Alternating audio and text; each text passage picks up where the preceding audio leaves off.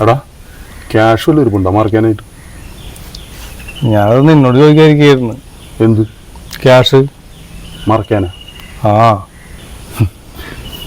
ഇപ്പൊ ആരെ കിട്ടുമെന്ന് മറക്കാൻ? സാർമാരെ, എന്ത് ചേട്ടാ? ഇവിടെ പൈസ ഇടുന്ന മെഷീൻ ഇല്ലേ, അത് ഇവിടെ എങ്ങാനും ഉണ്ടോ? എടാ മറക്കാനും ആളെ കിട്ടിയിട്ട. ഇവനെ കണ്ടിട്ട് വലിയ ലോകപരിചയൊന്നും ഇല്ലെന്ന് തോന്നുന്നു. നിൽക്കുന്ന മനസ്സിലാവും. അവന്റെ ചെയ്യണ്ട മെഷീൻ ഇവിടെ ഉണ്ട്. പക്ഷെ ചേട്ടൻ അങ്ങോട്ട് പോകണ്ട. ചേട്ടന് ഇപ്പൊ ഈ പൈസ ഇവിടെ കൊണ്ടിട്ടാലും ഇവൻ പൈസ ഇപ്പൊ എടുക്കണ്ട്. അപ്പൊ ചേട്ടന് ഇടുന്ന പൈസ തന്നെയാണ് ഇവൻ എടുക്കണേ. അപ്പൊ ചേട്ടൻ ആ പൈസ ഇവന്റെ കൊടുത്താൽ മതി.